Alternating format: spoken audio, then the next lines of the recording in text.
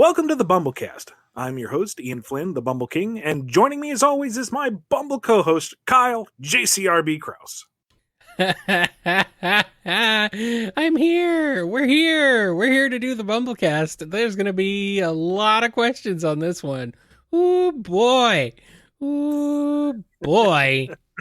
Oh boy. Well, that's what the show's about, so we might as well do those, shall we? Yeah, we should. We have a thing to get to, though. You want something you wanted to mention before we get started? Yes, to celebrate the month of April, I'm doing a 10% discount on all my Teenage Mutant Ninja Turtles books over at the Bumble Comics shop. So head on over there, shop up any of the Turtle books, and put the promo code O'Neill in there. Get it? April? O'Neill? I see what you did there. And get yourself 10% off any of the Turtle books. Signatures are always free, and the rest of the books are already kind of discount priced. So head on over to BumbleKing.com and look under the shops tab for the Bumble Comics shop. Yes. Do it. I dare you. Is there a it's just O'Neill is all one word, right? And there's no nothing. No apostrophe, just lowercase ONEIL. Okie dokie. Okie dokie, O'Neill. Let's get started. I probably actually put that on the shop page instead of just telling people about it. I guess. Whatever. It's your little. I'm very bad at this, Kyle. I'm very bad. It's okay. It's your little bonus for listening to the beginning of the BumbleKast. You know. Yeah. Yeah. You didn't click that little skip to the Q&A thing, and you have benefited as a result.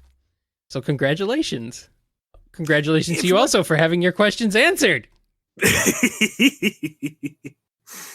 If you want your question answered on the show, email us at BumbleKast@yahoo.com, tweet to us at BumbleKast, comment on any YouTube video, and if you're a patron, ask it in the Q&A channel over on the Discord. If you want your question answered sooner rather than later, become a $5 patron over at patreon.com/BumbleKast, or send us $6 on Ko-fi. That's ko-fi.com/BumbleKast. Be sure to include your name and your question, because otherwise it's just a straight donation, which we will gladly take. But you want your question answered, we want your question answered, so please make sure to send us your question to be answered. Yes. If the question has been answered on a recent episode, or is covered in the master Q&A list over at bumbleking.com/BumbleKast, or is covered in one of the FAQs over at bumbleking.com, we're not going to answer it because clearly it's already been answered. Indeed. We're going to get into the priority Q&A right here, right now, with Chris A. Is there any chance that the Archie Sonic characters might show up in IDW Sonic? No. Next question is from Mobius. In an alternative universe, how would you rewrite the endgame arc in Pre-reboot Archie Sonic? Oh, jeez. That's a big question. I mean, the thing is like, would you have ever written that arc or the storyline leading up to that arc to begin with? Well, I mean, let's dissect what endgame was. Okay. It was the 50th anniversary Uber arc. Yeah. And it was written under the pretense that these funny animal books don't have any longevity. The fact that we got to 50 issues is astounding. Let's just have one big bombastic finale, and the book will probably be canceled within a year after that, so we don't have to worry about it. That was the mindset going in, from my understanding. Right. So the core principle of it, the Freedom Fighters having their big push against Robotropolis, a final showdown between Sonic and Robotnik, that I think should remain. That is dead on what that event should be. The just crazy let Patrick Spaziante be cool and have Sonic and Robotnik tear into each other. That doesn't need to change. That gorgeous final black and white pencil shot, absolutely fantastic. Yeah, no, I mean, anything involving Spaz and it doesn't really need to change much, if at all. No. And the ticking clock of a cataclysmic strike coming down on Robotropolis as Sonic and Robotnik fight is a good idea.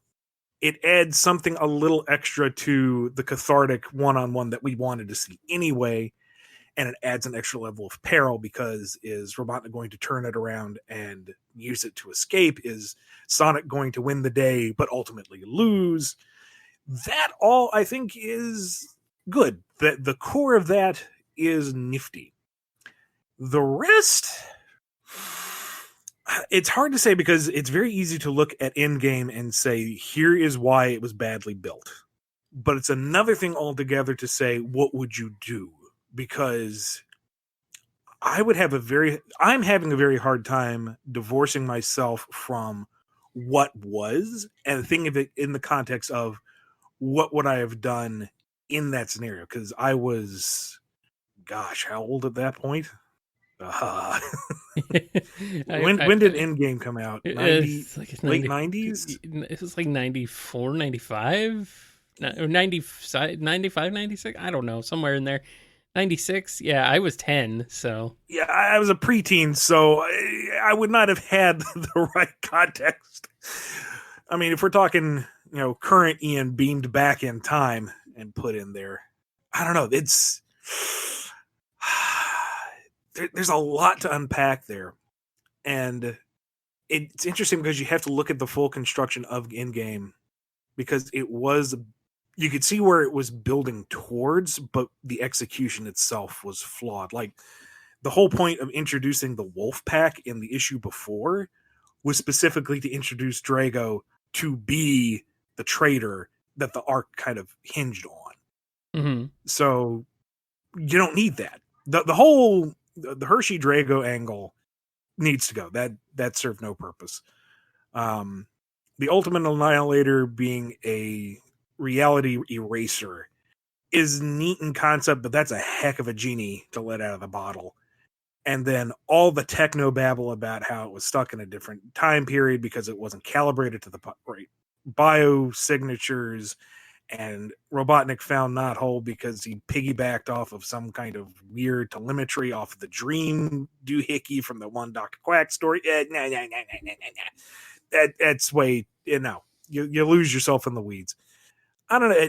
On the one hand, the Bunny and Antoine subplot of them discovering some kind of peril, being removed from the scenario, and then having their own little subplot where they help save the day from afar. I like that as a core component, and it would be neat to rejigger it somehow to still work. As I said, Sonic versus Robotnik, that's a good thing. Yeah. The whole fugitive angle with Sonic and St. Sinjin, whatever, Jeffrey. I don't know if that's necessary. I mean, the whole idea is that Sonic is removed from the equation, allowing Robotnik to kind of steamroll everything and put our heroes in that back against the wall scenario. So that right there is a good basis for this big kind of finale arc. And it makes sense to remove Sonic from the equation because if he was there, he would just, save everyone. Right. I don't know. There are bits and pieces in there. It's like if you have this lovely shepherd's pie, but you have to pick all the peas out. There's something good in there. It's just there's a lot of peas. And peas are awful, and you need to pick them out. To answer your question, Mobius, I think I would try to approach the very, very broad subject in roughly the same way, but the execution would be completely different. What that would be, I don't know. I would have to actually sit down and review what the book had presented up to that point and, actually plot it out. I can't just do that off the top of my head. But I think the core idea of the heroes put to their ultimate test and Sonic and Robotnik having their final showdown is in and of itself good stuff. So it would probably be something along that line. And then, of course, there's the big elephant in the room regarding Endgame with Sally. Yeah, I think you should just kind of remove that completely and have Sally live, but like instead of just it's kind getting of the her same out of the deal story. But it's kind of the same deal as Sonic, is that remove her from the story, because if without her leadership, the team would already be struggling without the leadership. The fact that she is lost to them entirely right hits them on a personal level. So in that regard, it is interesting. it does mix up the dynamic for the heroes and put them at a reasonable disadvantage, but nothing's really done with it. Right. And then it got reversed. It got reversed in the end, which was not unexpected, but still. And the whole intended plot line that she was another automation and was going to be revealed later on, I don't know if that's worth the long con for the gotcha. No. I don't know. There are interesting ideas in there. It's just, it would take it's one thing to critique the story. It's another thing to think of how to retool it entirely or just do something completely different, you know? Mm-hmm. Heck, if at that point I might have been such a blind satAM fan, might have just done like a reinterpretation of the Doomsday Project. I don't know. I'm getting another idea here. If we had Mecha Sally to contend with for Endgame, I know they'd pretty much done that. It'd be kind of a retread, I suppose, but I don't know. That comic retreaded a lot of things back then. So what's another thing? Yeah, I don't know. I mean, as we have seen, if you didn't have a proper ending to the Mecha Sally arc, it would be very unsatisfying. So yeah. I don't know. Well then, are we ready to go on to the next question? Because this one's been a bit of a monster. Yep, you got me theory crafting. You caught me in my you clever so-and-so. You got me monologuing. Here's the next question from Sony N. I'm currently making my own comics and finally finished issue 1's pencils. I'm mostly an artist, but I write my own stories. When I write scripts, I tend to do a paragraph a page, or a paragraph equals 1 page.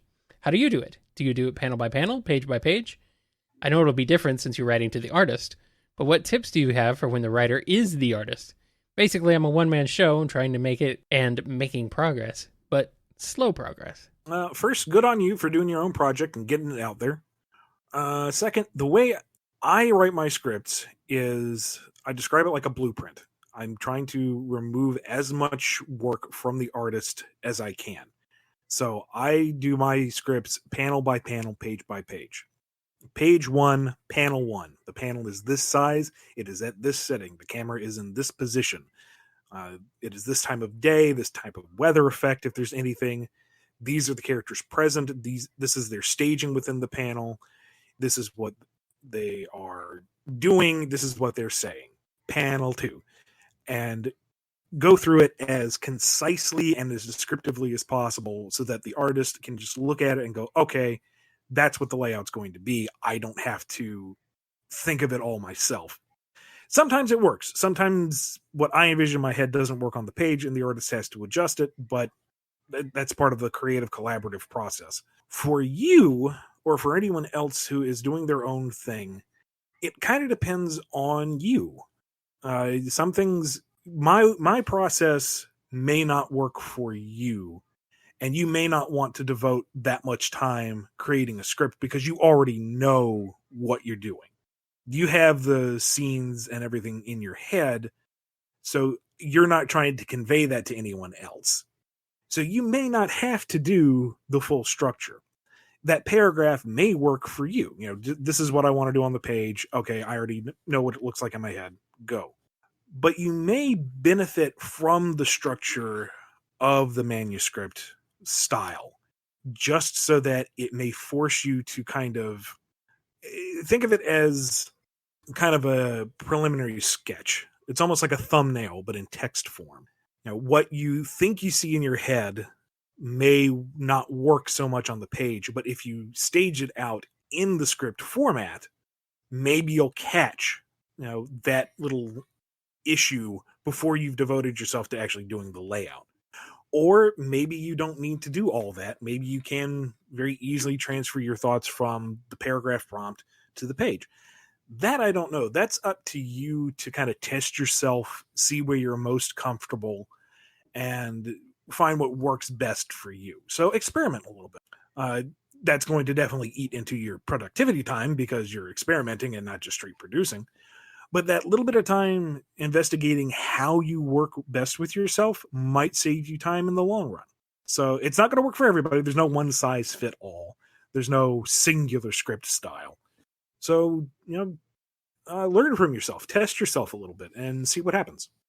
All right, next question is from GLITCHIEST.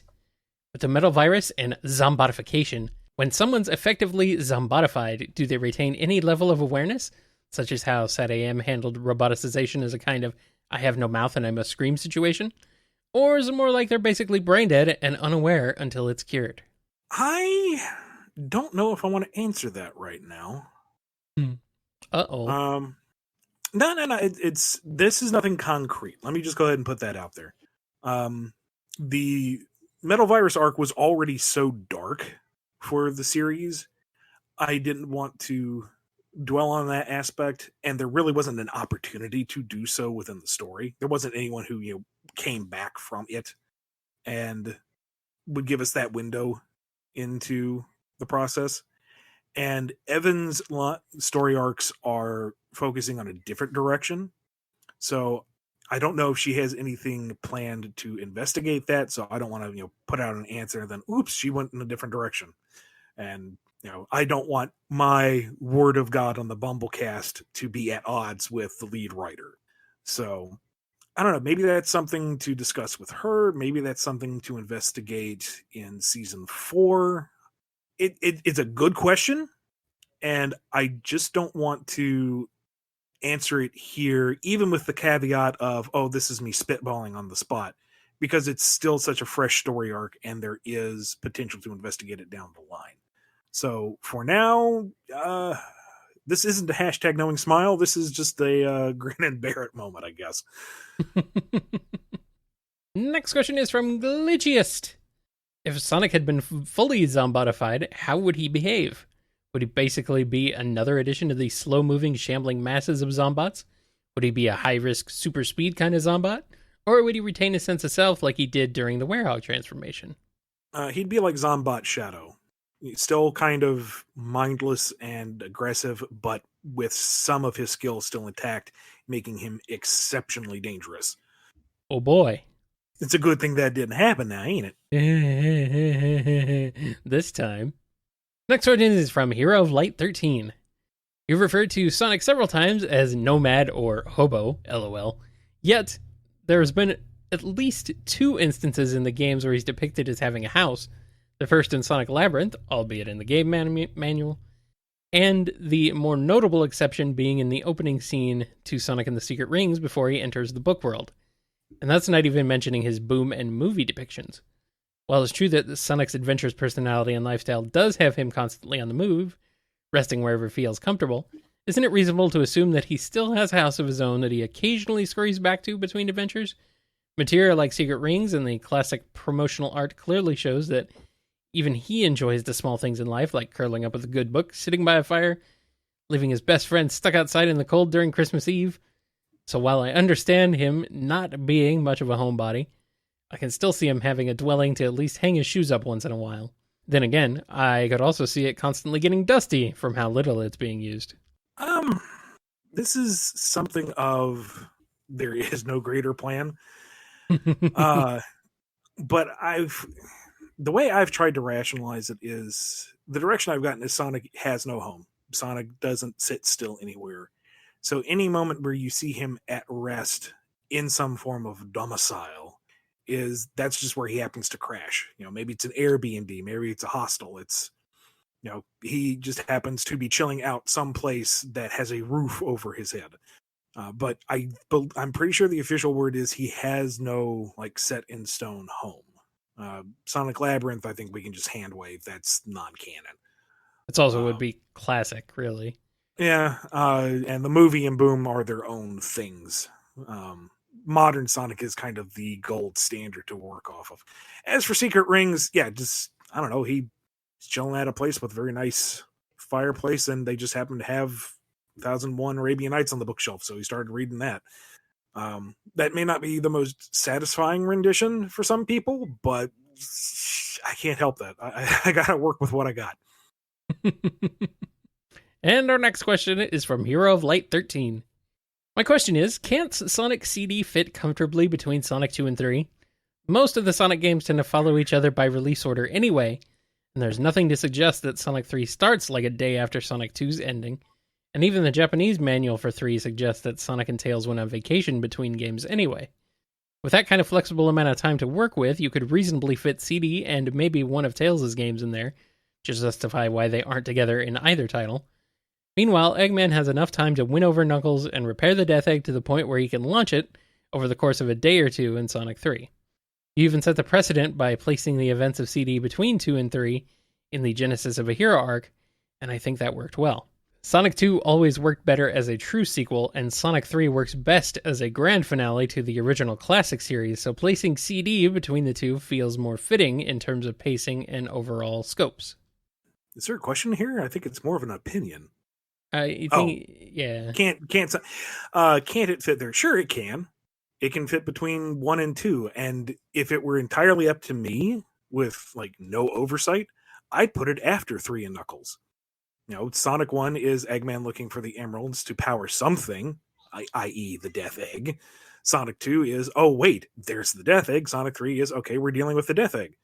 Make Sonic CD the ending of it because his big project, the Death Egg, has blown up, so he's going to the Time Stones to reverse everything and win even after he lost. To me, that makes the most sense, but that's not up to me. And the initial classic games had no overarching story in mind when they were created. So until Sega puts out like a definitive thing, it's up for fan conjecture. If you think it works better somewhere, fine. Let that be your headcanon. And in the event that Sega does put out something like that, people will still go by their headcanon. So really believe what you want to believe. Yeah, there's been a lot of speculation about where Sonic CD takes place in the timeline. And even there's no timeline though. I know, that's the thing. There's no real timeline, so it could kind of fit anywhere. You can just put it wherever. So I mean, if you want to be really technical, Generations happens between 2 and 3, and that's just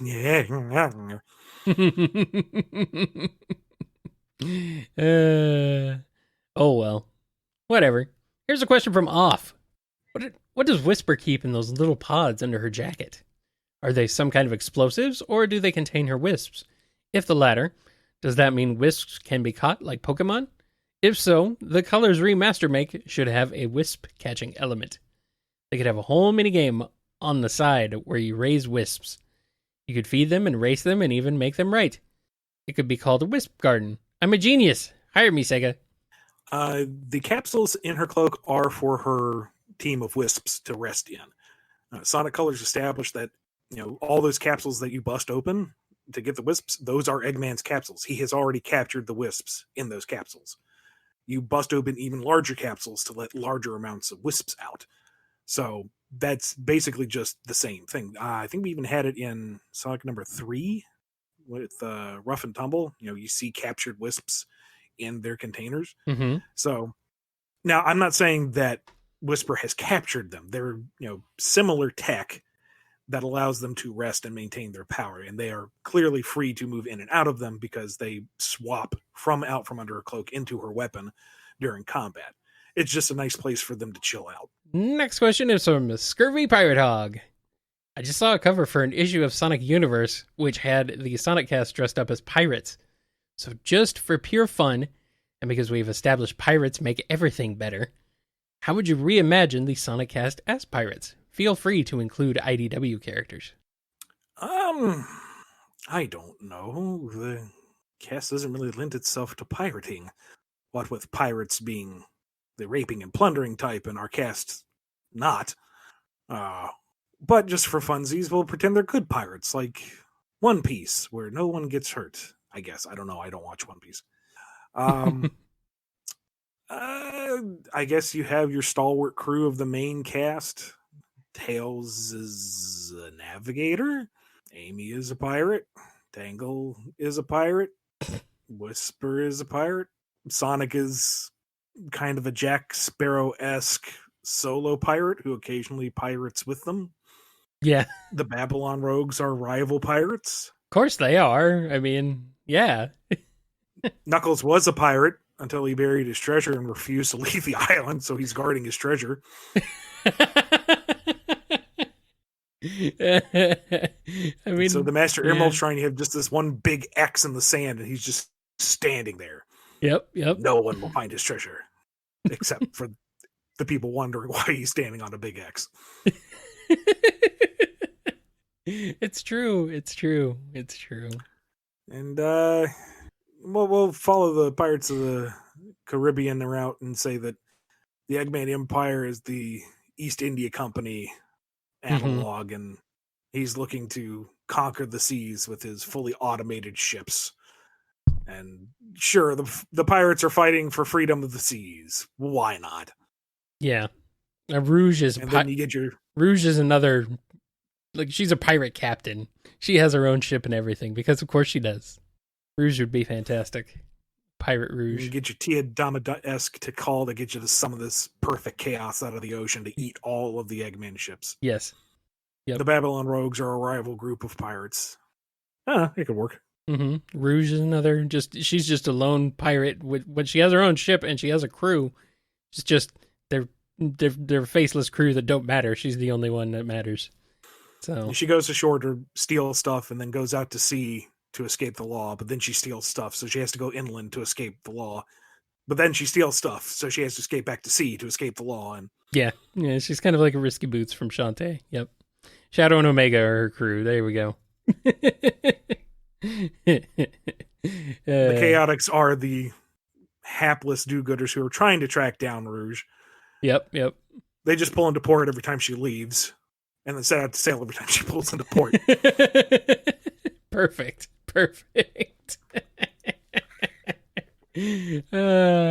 Charmy keeps suggesting that they just become pirates because it's easier that way, and he refuses because they're men of the law. Yeah. And SPS pouting because he's a ninja anyway. Yep. SPS completely breaks the fourth wall. He's a ninja. Of course he does. Come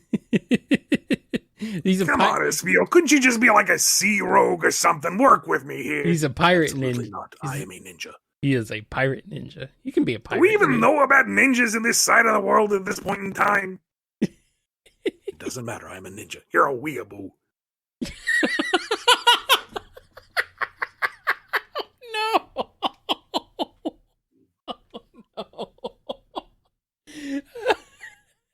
You broke me.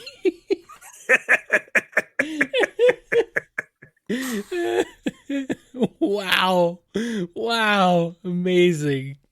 And no matter what island you go to, what port you set into, wherever you go on the wild Mobian seas, in the background you just see Big fishing somewhere. Perhaps on that lone island with a single palm tree. Maybe he's just floating in an inner tube. Yep. But he's always in the background fishing. Always there. Always watching. And yet completely oblivious. Oh, absolutely. Here's a question from Diane W. Which is your favorite evolution and why? I have to say Umbreon. It's just such a neat, sleek, cool design. And they are somewhat mischievous, so they're pretty neat. Eevee itself is great. I would own an Eevee immediately. Just give me the fluffers. The other ones are all right. I held a special place in my heart for Sylveon and Glaceon because for a couple of that came so late after the others, I feel like they fit in with the style very, very well. A little better than Espeon and Umbreon, maybe, but then again, an elemental version of a fluffy thing is pretty easy to conceptualize. How do you conceptualize a psychic thing, And Umbreon's sleek darkness, I feel, fits with the dark type. I am not a fan of Sylveon.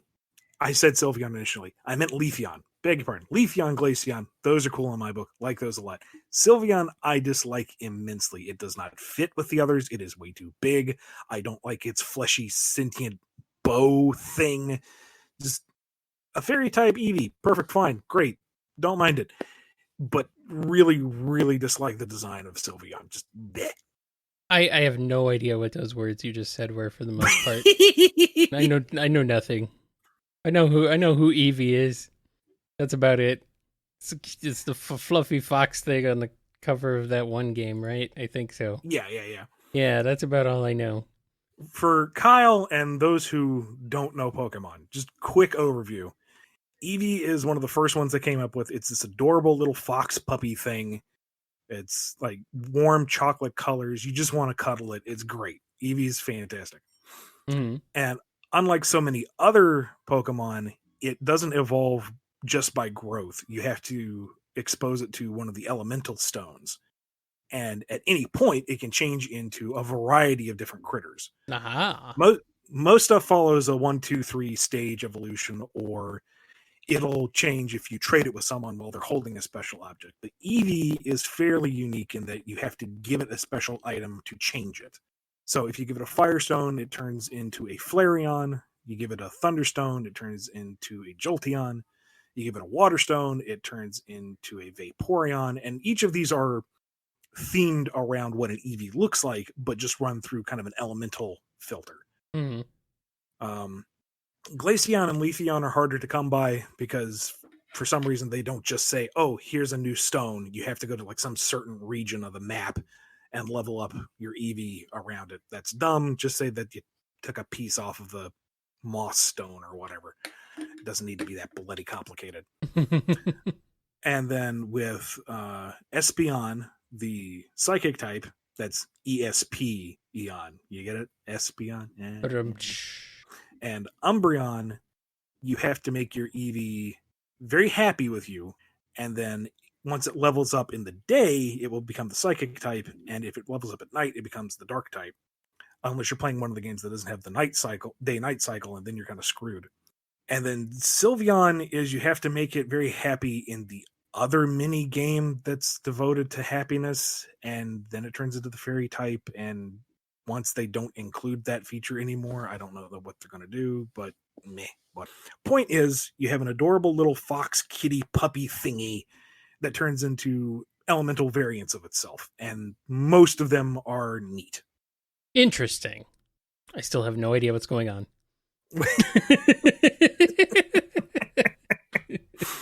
All right, I knew some of that, but this is like,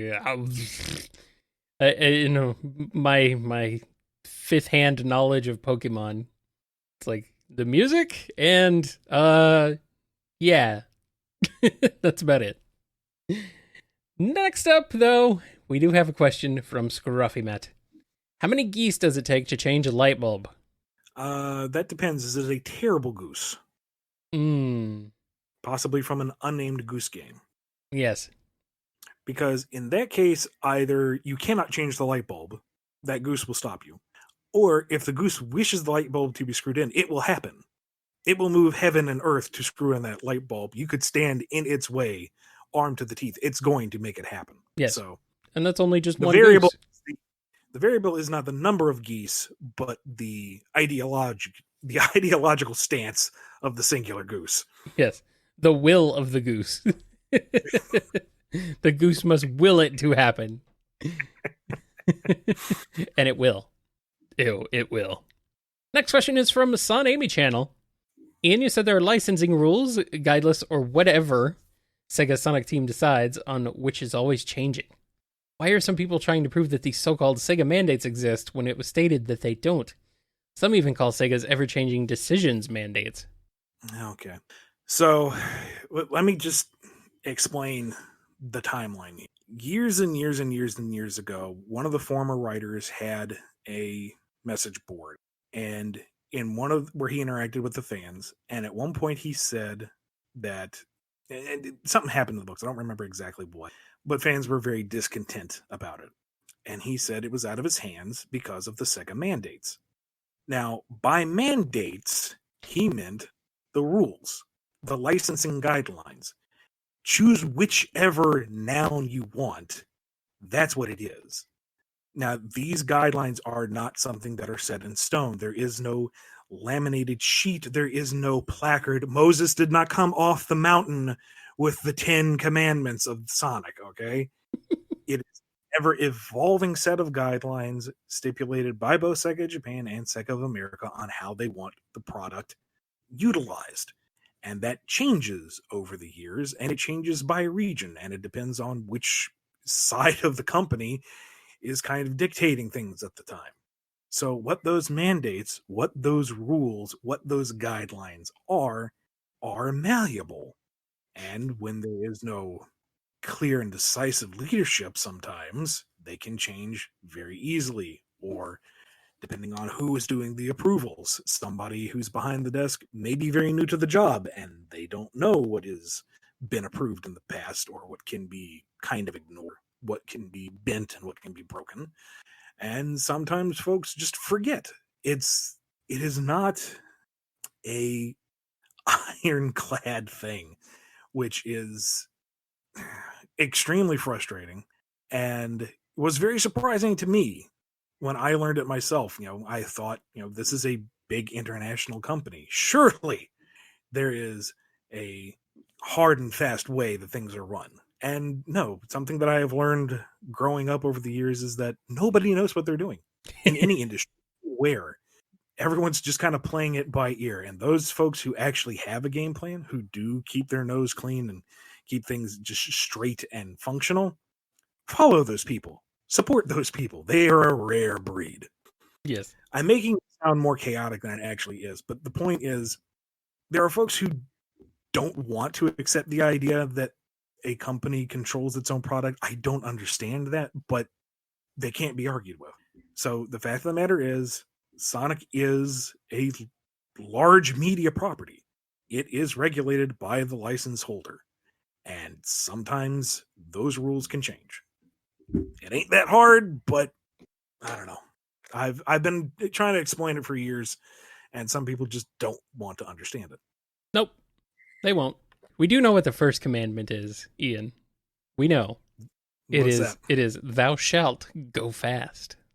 Indeed, indeed. Praise upon the mountain that Sonic did descend, and the loop-de-loop heat that followed shortly after. Yes, of course. Next question is from Son Amy Channel. Ian, Amy in the games can summon a bigger hammer. She does so in Sonic Advance 3 when partnered with Knuckles, and she did so at the end of Sonic Rush after the end credits when she was chasing Sonic. Will Amy ever get to summon and use her bigger hammer that's game canon in IDW Sonic? And don't forget the bigger hammer that she can win in Sonic Adventure. Yes, that's true. I always thought it had a neat, oddly hollow, but a neat sound effect when you swung it. I don't know. Not in the immediate future. I feel like if she trots out the giant hammer, it needs to be special because her regular hammer is so iconic to her. I think the bigger hammer needs to have some kind of importance, not just, and now she has a bigger hammer. Because if that happens, why does she use a smaller hammer? She leveled up. That's what happened. That's how the obvious answer is, the right tool for the right job. You're not going to exactly use a certain size screwdriver for too small of a screw. That wouldn't make any sense. Giant hammer for big smashing, smaller hammer for more tactical smashing. But the point is, big hammer, kind of a fringe bit of knowledge. Don't know when we'll use it. Can Amy wield Mjolnir? God, that's terrifying. Is she she might. I'm sure she's worthy. She absolutely is worthy. No question. Actually, yeah, she most likely is. Is she worthy? She's selfless, she's compassionate. And she can smash people over the head with a hammer without remorse. Exactly. No, yeah, she absolutely could wield Mjolnir. But the question is, would she want Mjolnir or would she prefer Stormbreaker? I don't think she would care. I don't think she's too hung up on the style of hammer or axe. It's, whatever she needs to help the people in need at the time. Yeah. Okay. Yeah. Well, IDW is doing stuff for Marvel, so who knows? Who knows what could happen in the future? Who knows? Here's a question from Dove.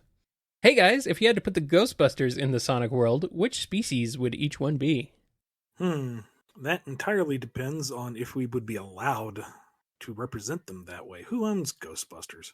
Is it Universal? It's Universal, but IDW has the comic license. Oh, right, Sony. Not Universal, Sony, yeah. Okay. That would depend on Sony and if they would, A, let it happen, and B, if they would allow the characters to be represented in that way. You never can tell. Some licensors are more stringent than others. Like, case in point, in the absolutely phenomenal Ghostbusters Ninja Turtles crossover, Mm-hmm. the fact that the Turtles put on the Ghostbuster jumpsuits, that is very cool of Nickelodeon to say, yeah, sure, do that. But they could have very easily said, no, the Turtles do not wear clothes ever. Do not put them in the Ghostbusters jumper. That could have happened. So it didn't. I'm glad. It was neat. I'm just saying, you never know how far a licensor would go.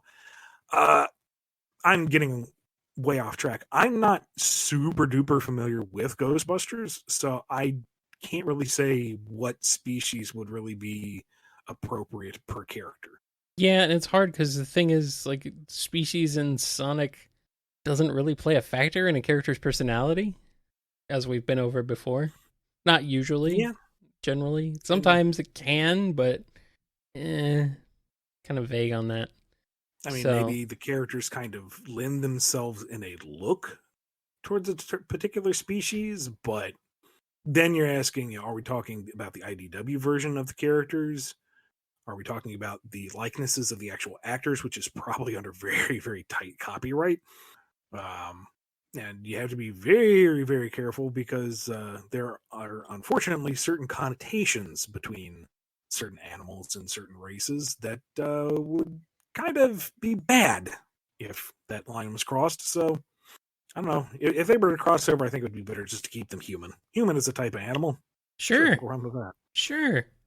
Yeah, just give them more Sonic-like proportions as humans. That'll work. Say that they operate out of Empire City. There you go. Perfect. That works. Choose the form of your destroyer. I'm sorry, guys. All I could think of was Chaos Cola. Giant cow comes around the corner. Oh no. Remember how I said don't cross the streams? Cross the streams. It's not working. It's turning into a dark type. Uh-oh. Oh boy. Oh boy. This should happen now. We need this in our lives. Apparently, Hooray, though, we defeated the IDW giant has chow. Oh no, we totally pissed off Chaos by doing so. Oops. Apparently, IDW has lost the rights to the Ghostbusters comics, though. Sadly. Oh, okay. Well, Yeah, I missed that, but I don't know. Apparently, the turtles also morphed into Power Rangers. Really? That's pretty wild. I'm gonna have to look that up. That sounds cool. I'm gonna have to look more into that. That's that very sounds fascinating. super cool. Yeah. Neat. All right. Well, let's get into this next question here from Puppetry Populis. Ian, recently I saw some tweets showing some lovely pages from Frank Miller's Daredevil from the 80s, where he used thin, narrow panels to great effect for a cinematic feel that would still allow for a lot of information per page, allowing sometimes for some 15 panels per page. It struck me as a stark contrast to modern comic books, which often feel so decompressed that you finish reading an issue and felt you got little from it. I've noticed in your works, for instance, that the average seems to be 5 panels per page, often 4, sometimes 6. This allows for easier art, but can make things feel a bit empty in my opinion, but also breezy and easier to read. Has this ever been something you considered, like a specific choice for this comic is for kids, make it easy to read?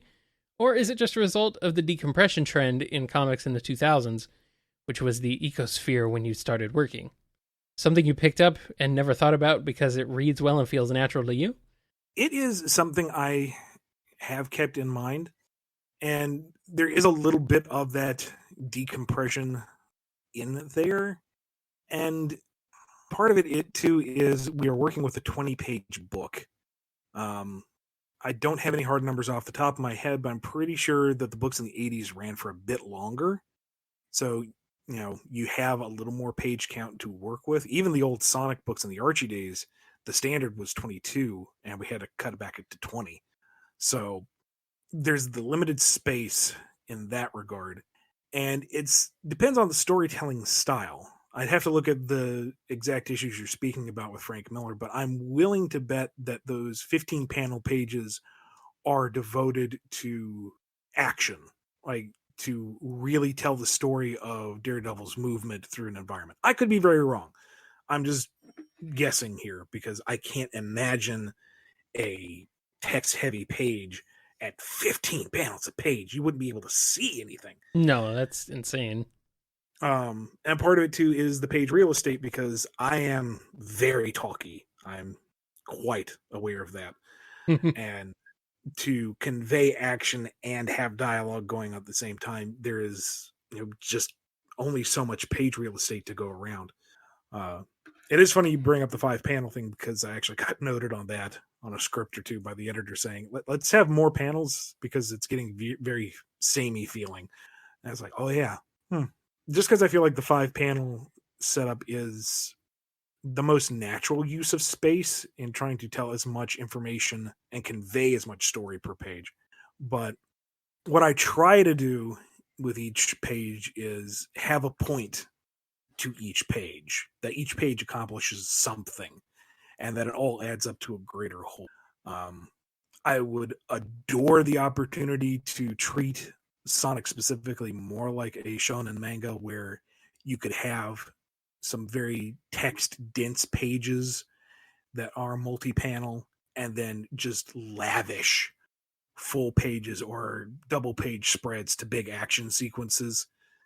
Have a nice 2-page spread of a single really dynamic action shot instead of trying to fit as much choreography as you can within the allotted page space.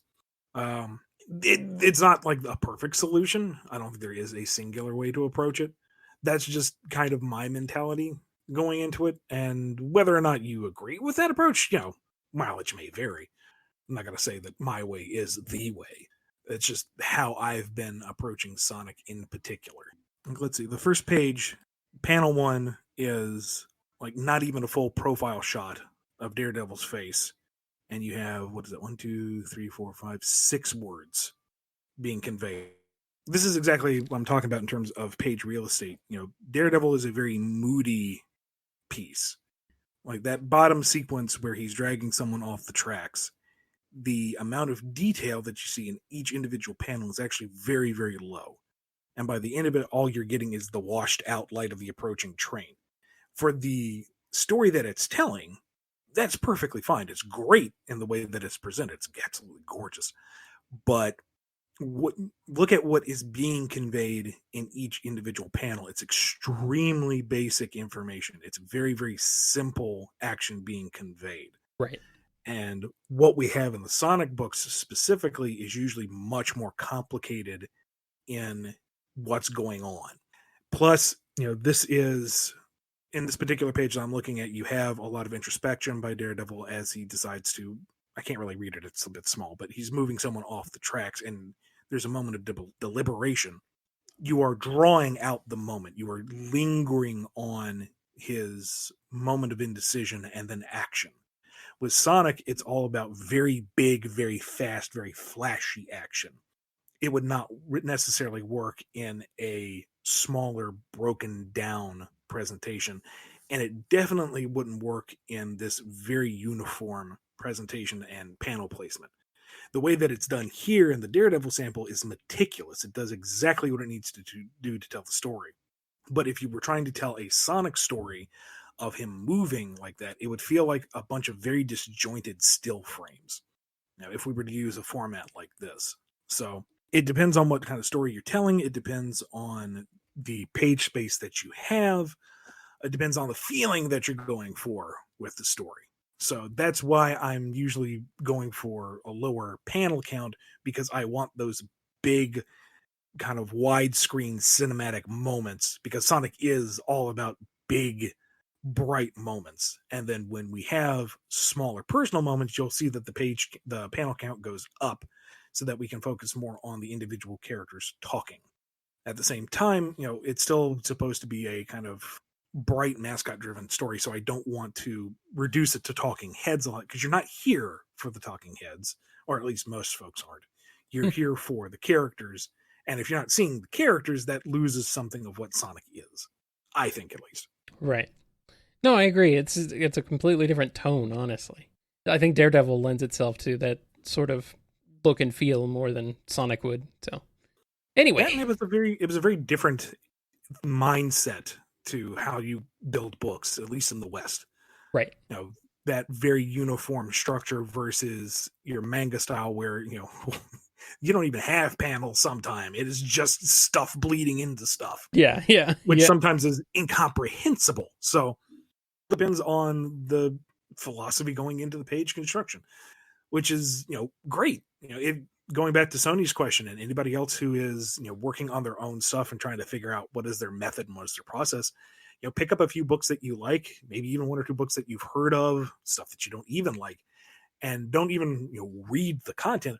Look at how the page is constructed. Look at how it's telling the story visually, and decide for yourself, why is this working for you? Why is it not? What would you do differently? Yeah, definitely cool. Good idea. And now there's a question for me, apparently. Okay.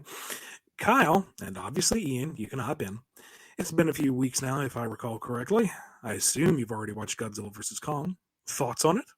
I haven't seen it yet. So, bold assumption to make there, Paps, but no, I have not seen it yet.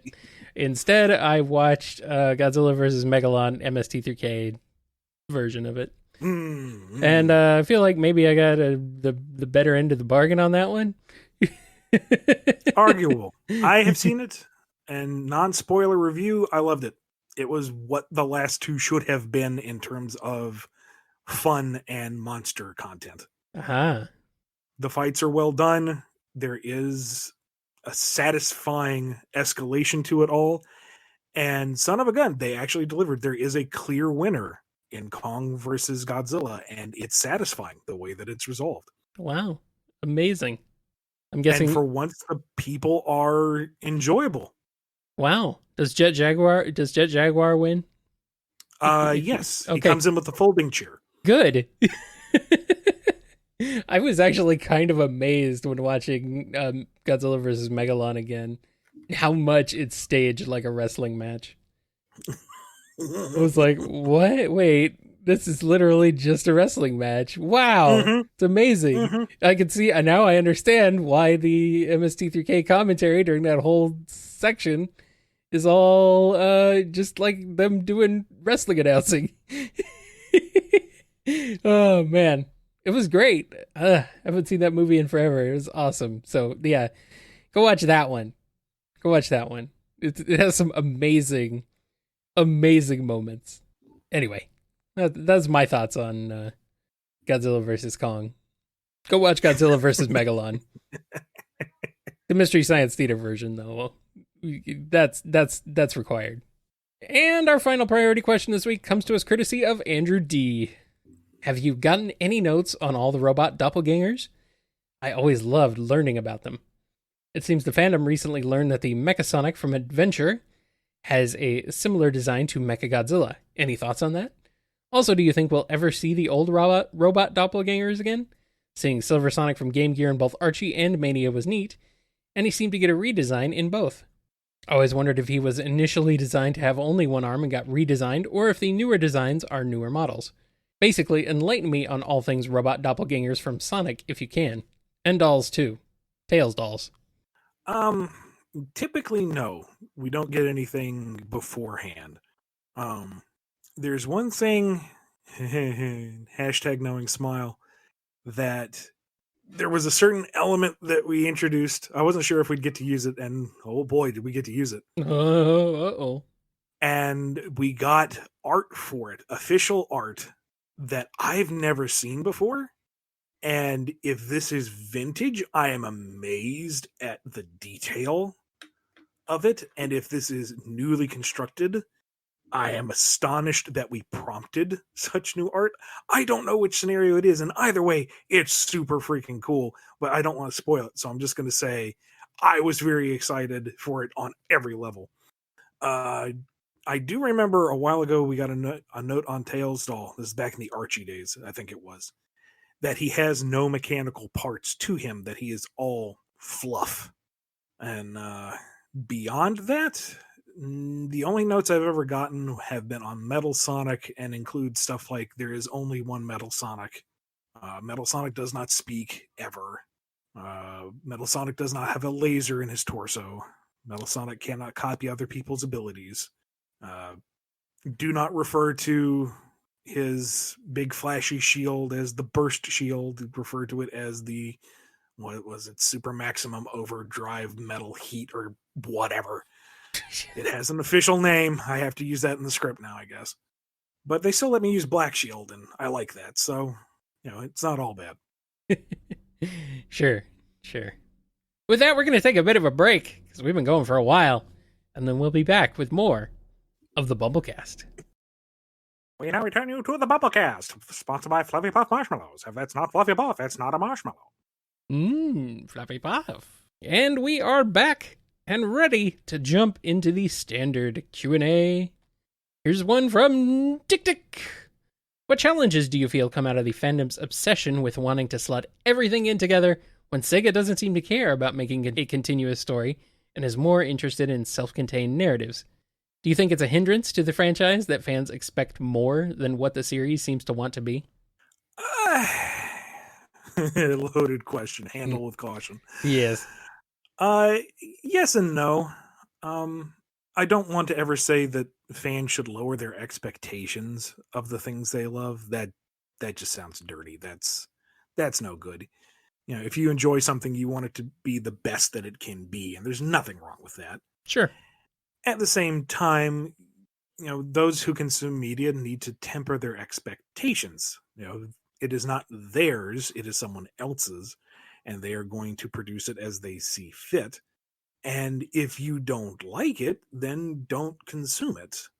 Go somewhere else that has more of what you want, or make what you want. This kind of came to mind when the recent statement from Nintendo came out that they weren't going to necessarily revive some of their older IPs. That they didn't say that directly, but the implication was there. Yeah. And there was, much gnashing of teeth and tearing of hair, and it's like, okay, so we're not going to get a proper Star Fox in a while, or we're not going to see an upgraded F-Zero GX. Make one. If Nintendo's going to leave the money on the table, take it. Make your own thing. Make it legally distinct and do your own thing. Look at Stardew Valley. It did what so many people wanted Harvest Moon to be doing, and it has been a great success. So make your own thing. You don't like where the Sonic books are going? Make your own Anthro characters and tell the story the way you want to tell it. There's going to be an audience for it. Maybe it's not huge, maybe it's not international, but it's Field of Dreams type of thing. If you make it, they will come. And if it turns out that it's a very niche audience, well, enjoy what you got. Right. So there is no correct answer. There's no finite direct answer for this Tick Tick. It's if you enjoy Sonic as much as we all do, you want to see it presented in the best way possible. You want high quality Sonic, and the best way you can get that is providing positive and constructive feedback to the social media channels so that they can take it to the developers and say, look, people aren't liking this. This is not jiving with what the fan base feels like Sonic should be. Maybe we should adjust from there. And if you don't want to do it that way, then just don't give them their dollar. And when they see, profits dip, someone somewhere has got to say, we've done something wrong because we've lost our audience. And if anything, Sonic fans have proven that they are a steadfast group. They'll put up with a lot, apparently. So I think it's a little bit of both. The content creator has to create something of quality consistently, and the fan base has to understand that it's something that they are being given to consume, and it is up to them to decide whether or not to consume it. There is a little bit of back and forth. There is a bit of interaction. It is not, two individual entities floating in space and never the twain shall meet, but there is a degree of autonomy in both. I don't think consumers should have 100% power to dictate what is being created for them, because that's just a commission. But at the same time, the creators cannot just put stuff out and throw it out into the void and expect people to consume. So it's a complicated thing. Consume product and get hype for next product. Do it. Or don't. Actually, don't. Don't. But do listen to this question from Rodimus Prime. Ian, when you were writing the 25/30 years later story arc, did you consider redesigning Sonia and Manic? I've heard some people voice frustration over the fact that they're basically mini clones of Sonic and Sally. I get that they were designed before your time as head writer. Were the original designs kept just to indicate that they were okay after being erased from reality? Or am I just overthinking this? No, you're pretty much right on the money. When we were designing Jacques and Belle, we purposefully tried to break the mold of the clone children a bit, but still make it clear who their parentage was with design elements and color choices.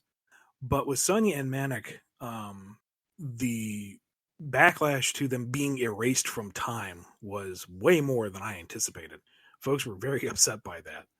So part of the reason they were so similar to their original designs when they were reborn, the new future, was to kind of assuage that discontent. Here they are, they're back, they're fine. They were erased from time, but they're back now. But we also had played up certain elements like Sonia having the ponytail rather than just being Sally's hair again, or fixating on Manic's gap tooth to show that he isn't just Sonic. I think we even made a point of having his spines a little shorter and spikier to be less Sonic. Maybe I'm making that up. It's been a long time. And on the other side of things, they were not that important of characters overall, so they didn't necessarily get as much thought put into their redesigns. I think the story that they show up in, they're in onesies for the entire thing, so yeah, not a lot of thought goes into a onesie. Says you.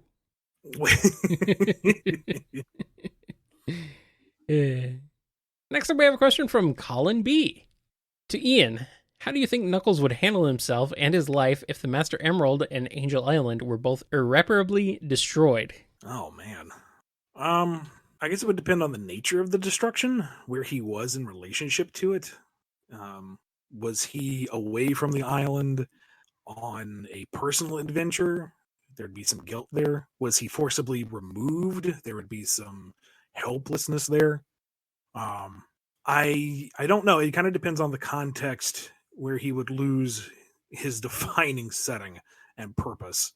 But it wouldn't necessarily be an unwelcome change, because as we've discussed on the show and as the fandom has discussed into the dirt, Knuckles is kind of stuck in a catch-22 scenario. If he's stuck on the island, there's no legitimate reason why he should be taking part in any of the grander adventures. But if he does, then he's being very irresponsible with his job of watching the one thing that can hard counter the Chaos Emeralds. So if he were free to have a new purpose and a new direction and do something, that wouldn't necessarily be a bad thing, I guess. No, it wouldn't. I would really miss Angel Island. Yeah. I feel like we haven't seen enough of it. Sure, we had Sonic 3 and Knuckles and the occasional revisit here and there, but I don't know. I personally love Angel Island and would love to see just like an entire game devoted to exploring it. Give me my Metroidvania Knuckles game where he just explores the whole bloody island. Yes, please. I'm ready. Do it, Sega. You know what? You hire this man. Oh wait, you already have. Hire in him a different again. Capacity. Hire him again. Do it again. Make me a producer. Give me all the money and all the creative control. that will never happen. No, it won't. No, it will not. Boy, can you imagine the backlash if it did, though? It would be fantastic. Oh, man. I'd love it. Oh, man. There would be no fresh water left on the planet because of all the salt. Man, there would be so much salt. Yes, cry some more. Your tears are delicious. There's your future scenario. I'm 75. I've stuck with this franchise so long, there's literally nobody left who cares about it.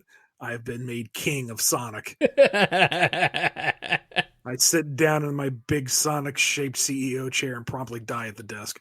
There we go. Perfect. Oh man. Needs to happen.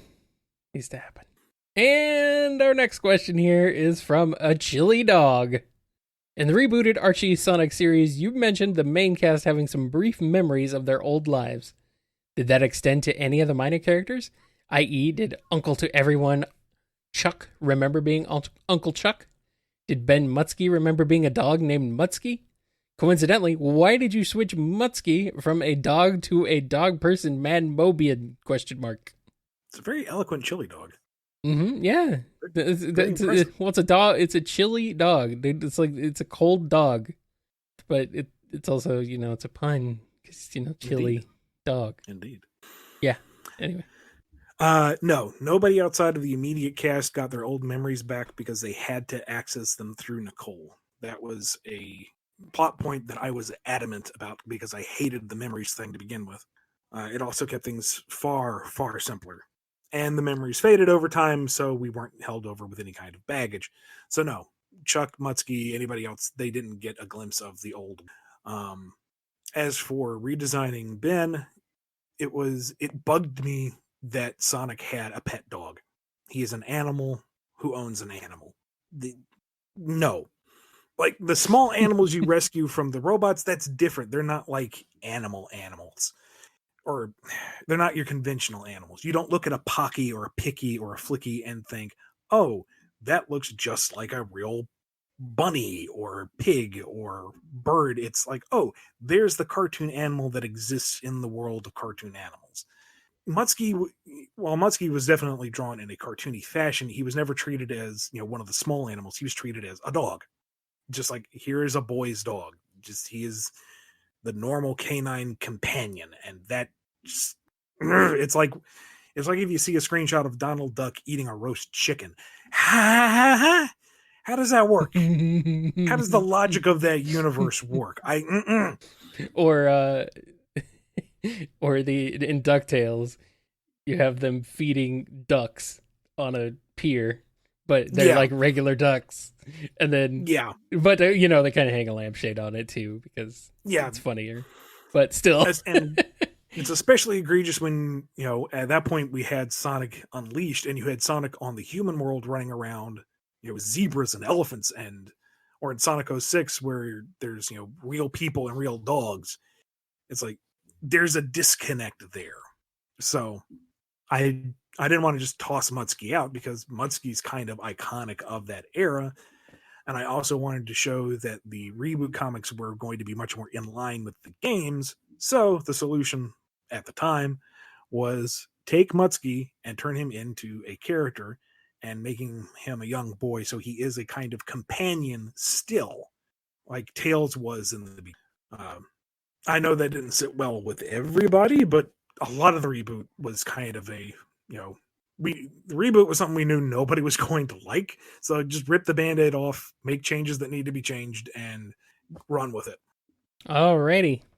And with that, we have one question remaining on this giant Q&A spectacular that we've had on this episode of the BumbleKast.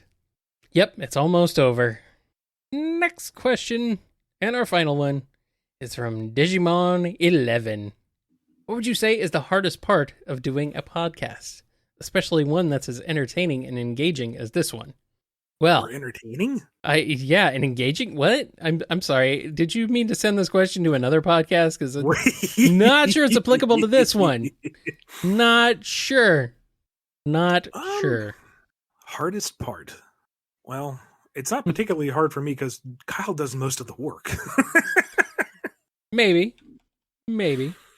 I mean, on my end, I guess it's twofold. One is maintaining the energy through the whole show. Yeah. If anyone has done customer relations or any kind of person to client job, whether it's working behind a register or what, that it can be hard to maintain that good customer attitude through your entire shift. Definitely. Yes. And while we only run for like an hour, that's still an hour where I'm trying to be as affable and entertaining and understandable as possible. And, being on for a full hour is exhausting. It's kind of like doing a comic convention. I love doing cons. I love meeting the people. But by the end of the day, I am slap wore out. And by the end of that weekend, I am just devastated. The other aspect of it is I know that there are folks who listen to the show specifically to misconstrue things, to find elements and spin them as negatively as possible and spread misinformation for their various reasons. So when coming up with the answers, I'm trying very hard to be as clear as possible to legitimately answer the question, to not ramble on forever, because I do. And I ramble like this in my 30s. I'm going to be hopeless when I'm an old man. And to make things as clear cut as possible so that when folks, come back to the show and say, wait, did Ian really say this? They can listen and go, oh, wait, no, he didn't say that at all. Or, oh, I see what he actually meant. And it can be wearying to always be looking over your shoulder like that. But the alternative is to, not put myself out there for that kind of scrutiny at all, which would be a whole lot easier.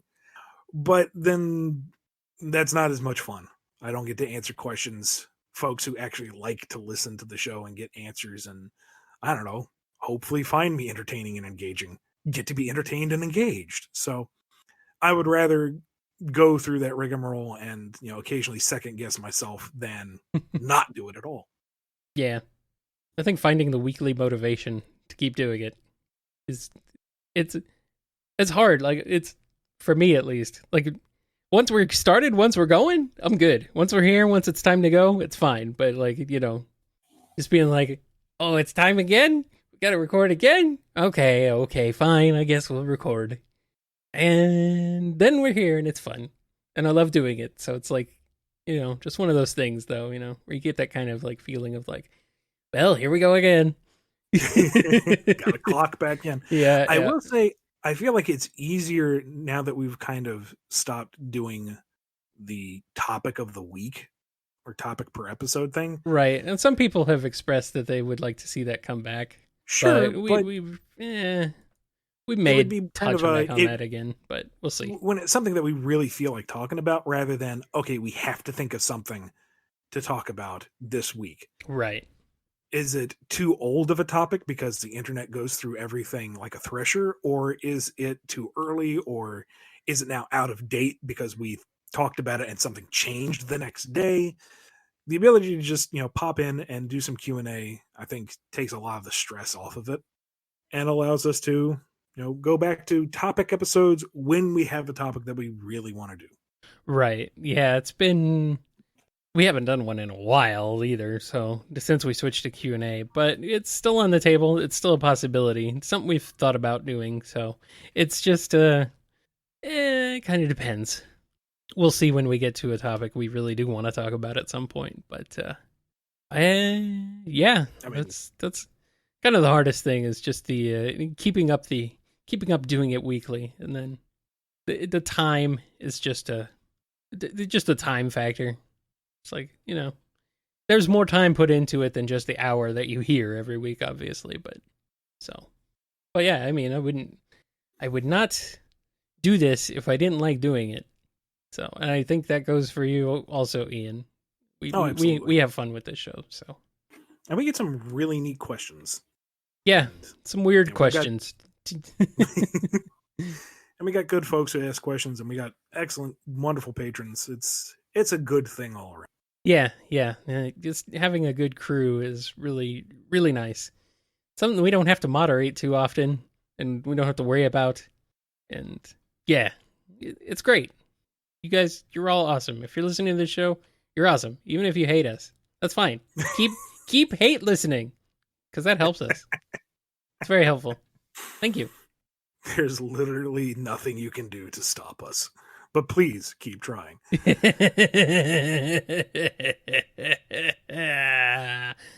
Speaking of the supporters who support us and who are very lovely and smell very good, why don't you give them a little shout out, Ian? I think I will. Big thank you to Daniel H., Alex P., James K., John B., Jennifer R., Samuel P., Sam Cybercat, Robotnik Holmes, Mike B., Justin D., Torchbound, Coupling Crew, Duas Diz Din, Diane W., Scruffy Matt, Andrew D., Chris A., John M., Dawn B., Yami M., Sony, Lee H.K., Sin Fritz, Lisa N. Chevelle, Salute Your Cat, Silly String, Noni, Oft, Dave M. Blue Title Gamer, Justin S. Bradley TT, Tick Tick, Sulo Papa Pap, Final Neil J. Frost, Degama F. Wow, Jonathan D. Rachel W. PC, The Unicorn, Godzilla, Chaos Universe, Sonic Legacy, Piggy Bank, Hero of Light 13, Pandolce, Preston M. Daddler the Dalek, Daniel B. Glitchiest, Dove, Owen BD, Sony N. Jib, Jonathan W. Red Supernamic, Sapphire Scarletta Turbo, Red Wolf, Chase L, Flixie, Crooker, Fernando G, Scurvy Pirate Hog, and Sonami Channel. Yay! Thank you, everybody, for your support, and your love, and your listenings, and your questions, and all that fun stuff. Big thank you. Big thank you. Big thank you. Giant thank you. Huge thank you. This is a thank you coming from outer space. That's how big the thank you is.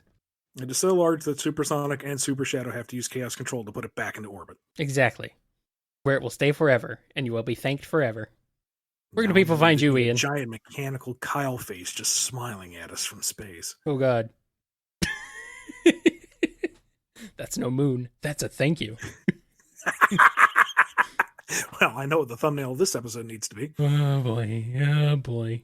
Frightening. Anyway, find me on Twitter at IanFlynnBKC, my personal website, BumbleKing.com, that has the Q&A master list for the BumbleKast, the Bumble Comic Shop, and a whole bunch of other stuff, including links to my original web series with Adam Bryce Thomas. It's Drogoon, a science fantasy series that you're bound to love. There's over 70 pages of free content. Head over to drogune.com. That's drogoon.com. Kyle, where can the people find you on the interwebs? You can find me on the internet over at KyleJCRB on Twitter.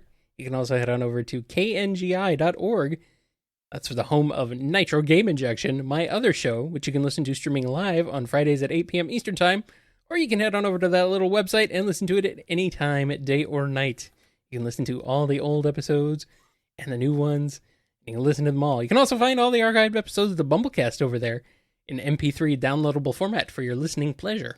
Follow the show on Twitter at BumbleKast, contact us at BumbleKast@yahoo.com, and listen to us on Apple Podcast, YouTube Music, Spotify, Amazon Music, Audible, our YouTube channel, and kngi.org. And check out shop.spreadshirt.com/BumbleStore to get you some Bumble goodies. Just do it. Just go over there and look at peruse our wares. Look at what we have for you, and then make a purchase.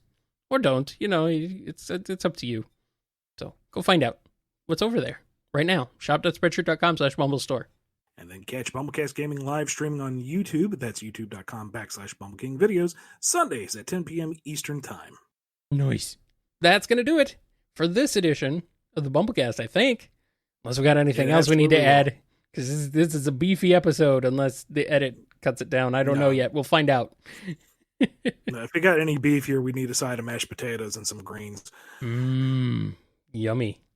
Be good to yourselves. Be good to each other. And we will see you next week for more BumbleKast. Now I want mashed potatoes. Then again, I always want mashed potatoes. 3 works best as a grand finale. And Sonic 3 works best as a grand finale. Why can't I not say the word finale?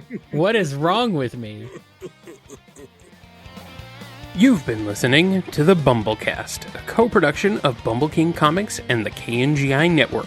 Original theme music composed by Ken Coda Snyder. Remixed intro by T-Lopes. Find out more information, along with podcast feeder links, MP3 downloads, and more at bumbleking.com and kngi.org.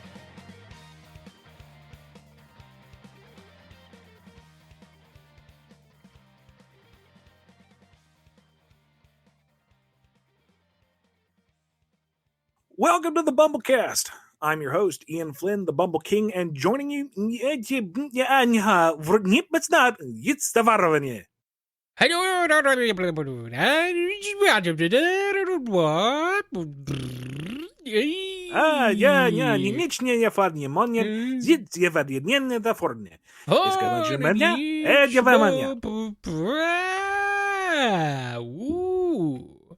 Wee.